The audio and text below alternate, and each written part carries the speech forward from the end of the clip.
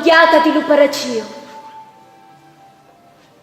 Scintillanza chi ferma luciato e si fa manto sopra la pelle nuda. Senti l'unisciale all'ombra di la riva e la luce bianca riverba di la peccia cannorba. Sicilia, tu scorri dai rimini.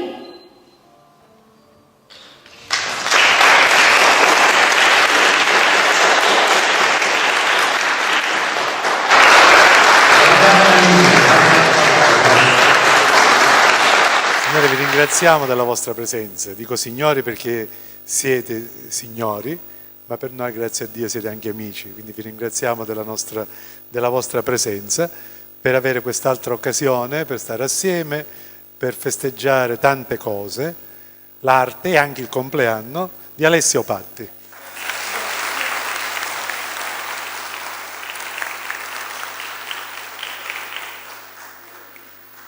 È un'altra occasione, come Alessio, grazie a Dio, ce ne fornisce, quindi abbiamo la possibilità di stare assieme, non solo per il piacere di vederci, per il piacere di sentire le liriche che Alessio ci regala.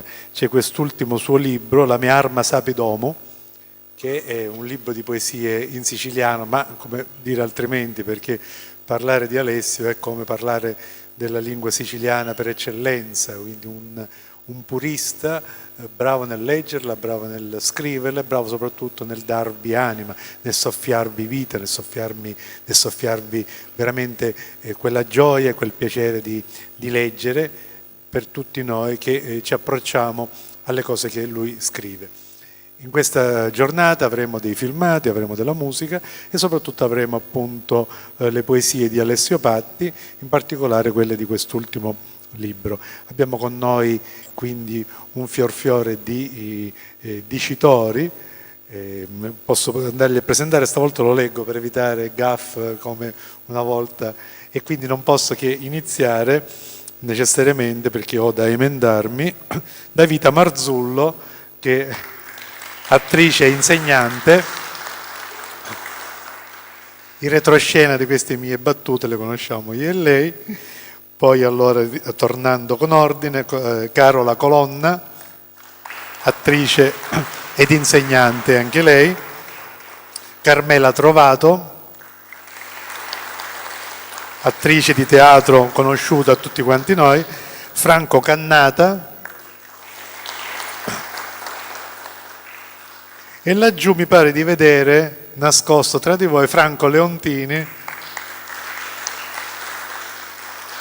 che si nasconde ma non starà nascosto a lungo, ovviamente, perché lo sconcicchieremo, come si dice a Oxford, lo sconcicchieremo facilmente in questa bella serata.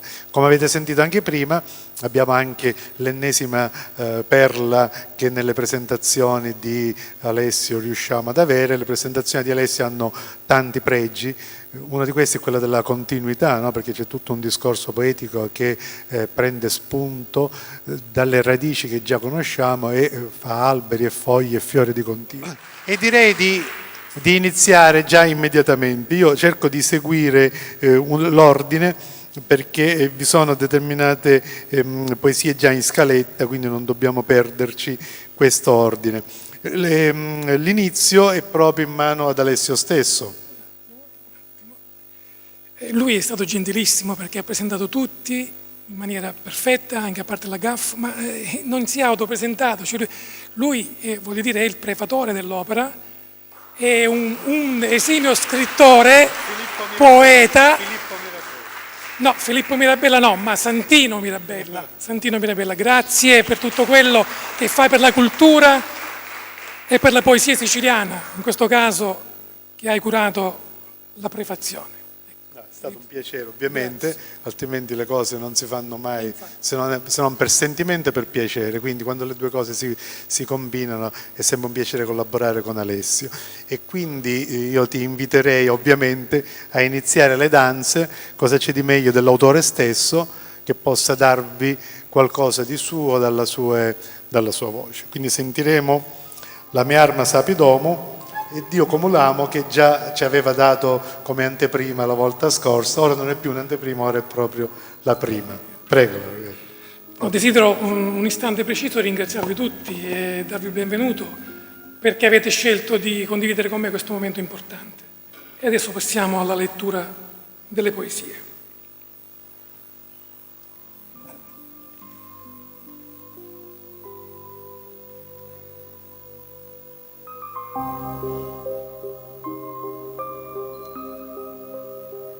Si la terra attenne sutta la nive, resto ubbidiente d'intra lume spirito. Si l'alito caudo di lutalamo, in ciamma di passioni, vivo come un uduramo, cinto della coperta di lime verse. Si lo riso abbunna nella vucca di ligiufà, non magnifico, le mie parole nello sdilleggio, perché sotto lo ducimeli tremenni veleni s'ammucciono. Se tanto all'effivano l'uomini prima che ti hanno parlato, di la parola resto inascuto. Siccome ogni capitolo fa la sua ombra, ha trovato sopra lo corpo di Bacco stizzi di vino, lo sangue della caccia sopra chidro di Diana, di mia. Non ha trovati né giganti né eroi e manco miti, perché la mia arma sape domo. Grazie. Dio come l'amo. Sperlucio d'ogni fissura si fasciata, provocanti sciauro di zagara trabucca, sono d'arpa spargi risonanza e di rucori un ciantolo qua dia l'armonia.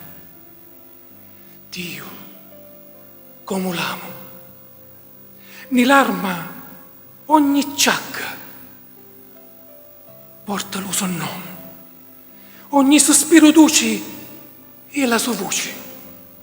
La sua pelle delicata, ogni colore, l'occhi so, tu limpi stitri. Appena un palmo, e la sua bocca, e per accarezzarla bastasse ignito.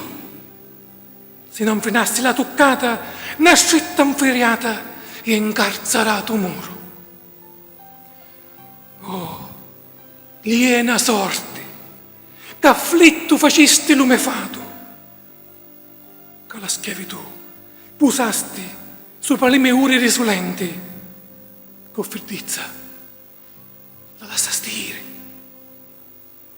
E tu, amore mio, mai sentisti preghiera e l'immensa amate dolci parole? Dio, come l'amo. Grazie. Grazie. Cosa dobbiamo ritenere più bello per un ascoltatore? L'autore stesso che legge o gli altri che lo interpretano? È una domanda che ci si pone spesso. L'autore offre, gli altri recepiscono. Il bello di questa serata, come delle altre organizzate da Alessio, è che lui è anche, oltre che bravo a scrivere, bravo a declamare. Guarda che non basta, ci vuole l'anima, ma ci vuole la bravura. Se per esempio io leggessi Dante Alighieri, la gente gli cadrebbero le braccia, e bisogna essere bravi anche a leggere. Quindi Alessio ha anche questa capacità interpretativa che ovviamente non è di tutti, soprattutto a leggere le proprie stesse cose, dando agli altri la chiave di lettura di quel che si ritiene, di quello che si vuole dire. Però è importante capire anche gli altri cosa recepiscono, perché quando lanci un'opera d'arte, qualunque essa sia, è importante anche capire cosa viene letta in quell'opera d'arte, perché è necessario che le persone facciano propria le cose che gli altri offrono.